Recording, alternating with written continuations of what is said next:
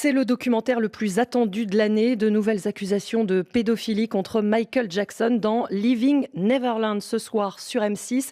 Bonjour Dan Reed. Bonne journée. Vous êtes le réalisateur de ce film accablant contre la star de la pop. 2 hommes témoignent des attouchements, des viols que leur a fait subir Michael Jackson quand ils étaient enfants. Ça a déjà été diffusé à la télévision américaine et ça a fait polémique parce que c'est uniquement à charge. Jackson n'est plus là pour se défendre. Pourquoi sortir ça maintenant ? À quoi ça sert alors qu'on ne saura jamais la vérité ? Le timing est complètement accidentel. Le timing du film lui-même, qui à l'origine faisait partie ça venait d'une discussion que j'ai eue avec un responsable de Channel 4 en février 2016, donc il y a assez longtemps. On ne s'imaginait pas qu'on allait mettre 3 ans à finir. Et le timing vraiment de la déclaration de Wade et de la déclaration de James vient d'événements dans la vie personnelle de Wade, longtemps après la mort de Jackson, qui sont liés à la naissance de son fils, du fils de Wade, et de la réalisation que sa relation sexuelle avec Michael Jackson n'était pas une bonne chose, n'était pas quelque chose de précieux et de positif, comme il s'était imaginé pendant toute sa vie. Donc il n'était pas prêt à parler avant ? Il n'était pas prêt à parler, il n'avait jamais vu sa relation avec Michael comme quelque chose de mauvais. Oui. Mais dans votre film, Dan Reed, il n'y a pas de contradictoire. Vous auriez pu interroger la famille de Michael Jackson qui affirme que tout est faux. Oui, bien sûr. Il s'agit de faits qui ont eu lieu derrière les portes verrouillées de la chambre à coucher de Michael Jackson. La famille n'y était pas. La famille n'a pas de connaissance directe des faits qu'on expose dans le film. Et on ne fait pas d'accusation, on n'accuse pas la famille. C'est pas eux qui sont visés, c'est Michael Jackson qui sont visés par Wade et James. Et donc, je n'ai pas jugé nécessaire d'avoir la réponse de la famille, parce que la famille, on n'interroge pas la famille. Oui. Vous êtes persuadé que ces 2 témoins disent vrai, qu'ils ne font pas ça pour l'argent, par exemple ? Oui, j'en suis persuadé, oui. On a fait une grosse enquête à partir du moment où on avait déjà fini de recueillir les propos de Wade et James en février 2017.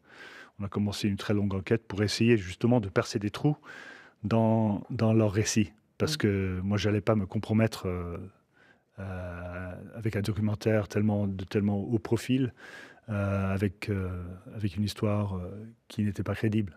Alors, on va raconter leur histoire. Ça commence à la fin des années 80, début 90. Comment ces 2 enfants, à l'époque, ont connu Michael Jackson ?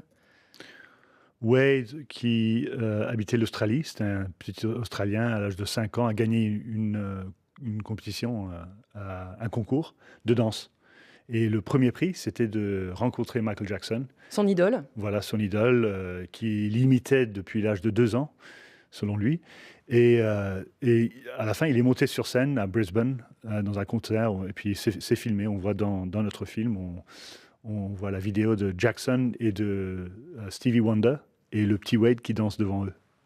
Et l'autre garçon, comment il l'a connu ? L'autre garçon,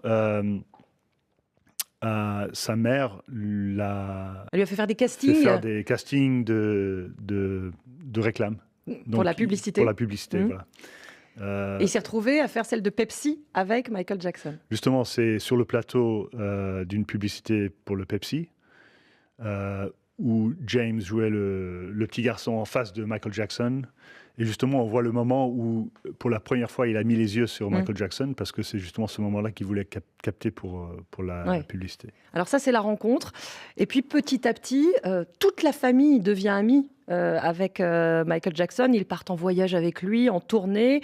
Lui les invite dans sa propriété de Neverland. Jackson gagne leur confiance. En fait, ces familles, elles étaient flattées qu'une star pareille s'intéresse à elles.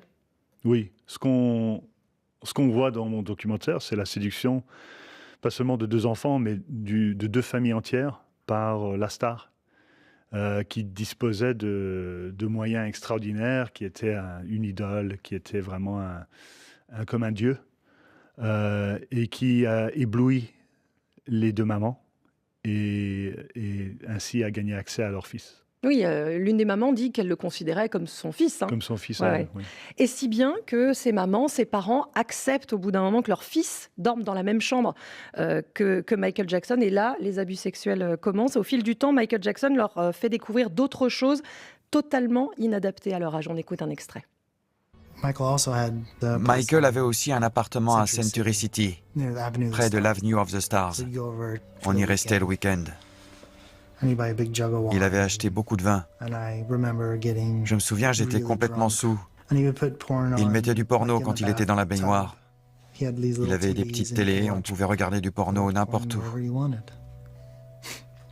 Du porno et des bonbons. Voilà ce qu'il proposait.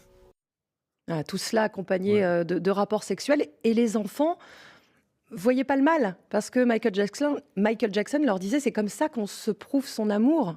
Ils n'avaient pas peur de lui. Exactement. L'abus sexuel ne se manifestait pas, à l'époque, pour ces enfants, comme un abus. Oui. C'était comme quelque chose de précieux. Une relation qui n'était pas seulement sexuelle, c'était toute une relation magique avec leur idole. Et la partie sexuelle faisait partie de ça. Ouais. Pour eux, c'était devenu normal. Et ils sont même, alors c'est absolument terrible, hein, ce passage, ils sont jaloux lorsqu'un autre enfant prend la place dans le lit de Michael Jackson. Oui, on peut voir des parallèles entre les... C'est un peu le reflet exact d'une relation adulte, mais où l'un des participants est un enfant de 7 ans ou de 10 ans. Michael Jackson s'est marié, entre guillemets, Oui. avec l'un de ses garçons. Oui, ça c'était particulièrement une cruauté, d'une cruauté particulière. James, je pense qu'à l'époque, sincèrement, croyait que Jackson et lui allaient continuer dans leur relation quasi d'époux-épouse, comme ça, si on peut le dire. Et il a été tellement déçu quand Jackson l'a abandonné. Ouais. Les premières accusations de pédophilie arrivent, un accord financier est trouvé, mais en 2003, autre plainte, et cette fois, il y a un procès, et les deux garçons continuent de défendre leur idole. On écoute. Dans mes cauchemars, je voyais Michael derrière les barreaux. Il se faisait tuer en cellule, ou bien il mourait. Pour moi, le nom Michael Jackson et le mot prison n'avaient rien à faire ensemble. Je l'aimais toujours aussi profondément. Wade qui est venu dire à la barre que Michael Jackson ne lui avait jamais rien fait. Et ça, c'est essentiel en fait dans votre documentaire, Dan Reed, parce qu'on se dit pourquoi ils ont menti toutes ces années. Et là, on comprend pourquoi. Oui, c'est un peu la question centrale, ou la bascule centrale dans le film. C'est le moment où on commence à comprendre que Wade aimait Michael, qui voulait le sauver en témoignant dans ce procès, en témoignant au tribunal. C'était le témoin numéro 1 pour les avocats de la défense. Et puis, c'est lui qui a aidé à épargner Michael dans ce tribunal. Ils se sont tus pendant des années. Pourquoi est-ce qu'ils parlent maintenant? Donc, c'est Wade qui vraiment a tout commencé. Il s'agit d'une bascule psychologique intérieure en devenant papa. Il s'est rendu compte que les activités sexuelles auxquelles il participait avec Michael Jackson, s'il s'imaginait, s'il remplaçait le jeune Wade par son propre fils à lui, il devenait enragé. Il trouvait ça abominable, monstrueux. Et en même temps, en pensant à lui-même, au petit Wade, il n'éprouvait absolument rien. Donc il en a parlé à son psychothérapeute. Il était en thérapie par résultat d'une grosse dépression qu'il a eue. Et son psychothérapeute, bien sûr, a fait les liens. Et puis Wade a commencé à voir que sa relation sexuelle avec Jackson n'était pas une chose saine. Oui, n'était pas normale. N'était pas normale. Et donc, de là, pas à pas, il en est venu à porter plainte. Oui. James vous dit qu'il aime toujours Michael aujourd'hui. Oui, ils ont tous les deux des émotions très, très compliquées parce que c'est par cette contradiction que démarre le film. On entend la voix de James et la voix de Wade qui vous racontent combien Michael était doux, combien il était gentil. C'était une personne qui leur donnait beaucoup d'amour, mais en même temps qui les a violés pendant des années. Les parents sont importants aussi dans ce film, notamment les mamans qui culpabilisent de ne pas avoir su protéger leur enfant. Oui, c'est vraiment les mamans, on peut y penser qu'un peu comme les fans. Les mamans ont cru en l'image de Michael comme un petit Jésus, un enfant dans le corps d'un homme qui voulait s'entourer d'autres enfants. Et pour ça, on arrive peut-être plus difficilement à comprendre pourquoi est-ce qu'il était obligé de passer la nuit avec des petits garçons. Est-ce que vous avez reçu, Dan Reed, des menaces, des pressions pour ne pas sortir le film ? Oui, après la première à Sundance, on a eu beaucoup des menaces et des demandes qu'on retire le film. De la part de qui ? De la part des fans. Des fans. Et aussi des ayants droit de Michael Jackson et de la famille. C'est des gens qui ont un grand intérêt à arrêter la diffusion du film. Les fans qui vous accusent de porter atteinte à la mémoire d'un mort, qu'est-ce que vous leur répondez ? Je leur réponds que, d'une part, Michael est présent dans le film et ses avocats sont présents dans le film. Pas de belle manière tout de même. Mais il nie et puis il se déclare innocent, donc ça c'était important pour nous qu'ils prennent part dans le film. Michael est mort, mais Wade et James sont bel et bien vivants. Et ils ont un récit à faire, ils ont une vérité à raconter. Et donc c'est ça le documentaire qu'on a fait, on se base là-dessus. C'est pas vraiment un film sur Michael. Si on enlevait Michael Jackson, on aurait de toute façon, ce qui resterait serait une œuvre de référence précieuse et valable sur l'emprise psychologique du prédateur sexuel sur deux familles. Est-ce que vous cherchez d'autres témoignages contre Michael Jackson ?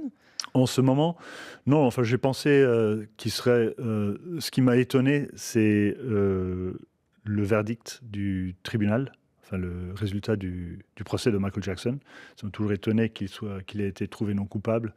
Et c'est ça, je voudrais beaucoup me pencher sur ça, mais il faudrait bien sûr que à l'époque, le petit Gavin Arvizo, qui avait 13 ans, 14 ans, il faudrait que lui, il veuille témoigner face caméra, et je ne suis pas sûr du tout qu'il veuille faire ça. Donc vous n'en avez pas fini avec l'histoire trouble de Michael Jackson ? Pas forcément. Mais je ne suis pas spécialiste de la musique ou de Jackson ou des célébrités. Moi, je m'intéresse plus à la guerre et au terrorisme. Donc, c'est sans doute dans cette direction-là que je vais retourner. Merci beaucoup, Dan Merci Reed. Votre documentaire Michael Jackson, Leaving Neverland, à voir ce soir à 21h sur M6. Merci.